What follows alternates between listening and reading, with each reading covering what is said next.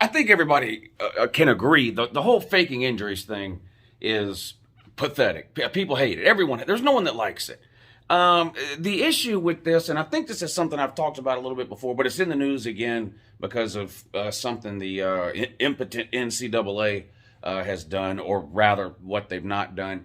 But the faking injuries thing, to me, is a big problem with no real available solution, I don't think. Now, Tennessee fans are mad this week. The NCAA, first of all, I don't know how Tennessee became the poster child for this. This happens to everybody, and a lot of teams do it.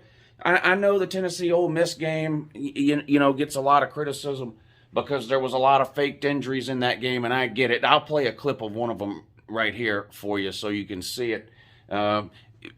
Clearly a player faking an injury there, and there were a lot of faked injuries in that game. So I get it. But I don't know why Tennessee fans are the ones that are going on and on and on and on and on about it. Like, they're the only ones that don't like it. Or Tennessee fans act like they would have gone 10-3 last year or something if it wouldn't have been for other teams faking injuries. I mean, it's just Tennessee hasn't won 10 games in 15 years. It's not because teams are faking injuries. It's because you're not very good. That's just the reality. I don't like the faking injuries. What is there anything that can be done? Well, here's what the NCAA, in their infinite wisdom, they held some pointless meeting to discuss fake penalties and also targeting. Maybe I'll make a separate video about the targeting, but they're not doing anything about that either. They need to change the targeting rules. They're not doing it. What they did do is pointless. But anyway, for this video, we'll stick to we're going to stick to the fake injuries. So basically, the NCAA put out a statement that says, if you play a game and you feel like the other team faked injuries, you can submit a complaint and blah, blah, blah, blah, blah, and they'll investigate it and pass the information on to the conference and the school. And, if the school wants to penalize, first of all, so you expect the school to penalize itself? I mean, think about it. That's ridiculous. There ain't no school that's faking injuries. Someone submits a complaint, and then the school goes, you're right, we'll fine ourselves. I mean, that's just not going to happen.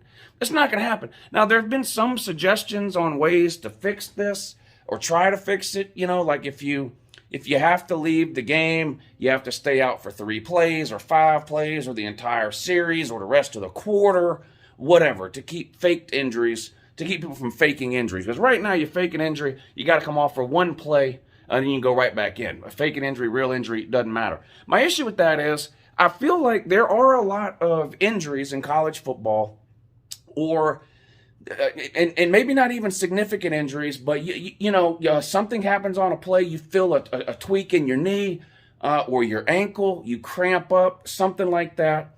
You come out for a play, you get your ankle taped up, you can go back in. There's no way.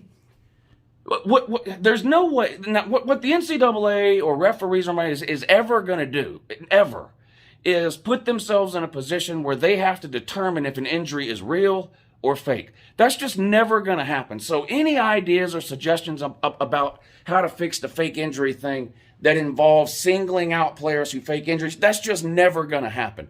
Nobody is going to be put in a position to judge from a booth, from the sideline, nowhere, whether or not a player is really injured or faking the injury. And I know sometimes the fake injuries are obvious and it's just clear as day, like this one here that I'll play for you.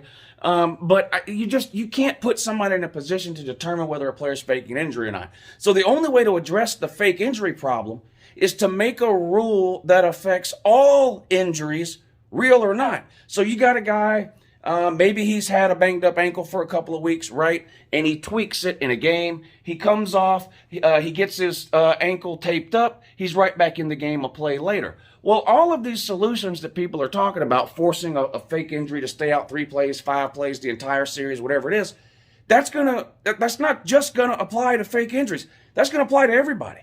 Here's the other thing: teams substitute players in and out a lot. Okay, what if I'm hurt, right? I hobble off the field. I got to stay out the rest of the time. I mean, it does the rest of the drive. It's just, if I'm able to come back in a play later, I should probably be able to come back in a play later. So I don't like the faked injuries. I think it's ridiculous. Soccer has been getting laughed at for these flops forever. It happens in basketball sometimes with people trying to draw a charge. And it seems like, I mean, this has happened in football really since the advent of hurry-up offenses, teams doing this to try to slow the other team down. It does seem like it's happening a lot more now, and probably it is. But I think that's because a lot more teams are running fast-paced, hurry-up style offenses. In fact, almost every team in the country has a version of a hurry-up offense they can choose to start running at any point in the game. You see it all the time. Georgia doesn't necessarily run a hurry-up or a fast-paced offense, but they have a package designed to do that, and they will do that sometimes in games. You'll see them go quick, no hurry, right back to the line of scrimmage. So all teams do it. Defenses, you know, the flopping to slow things down. I hate it. Everyone hates it. I just don't know if basically punishing a player that really is injured by making him sit out 3 plays, 5 plays, or the entire drive or series, I just don't know that that's the right way to correct it.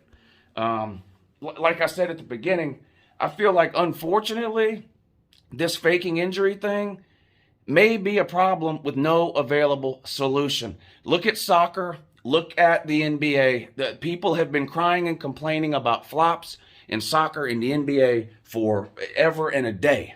And what has been done about it? Nothing. Is it because no one realizes it's a problem? No, it's because they don't know how to fix it.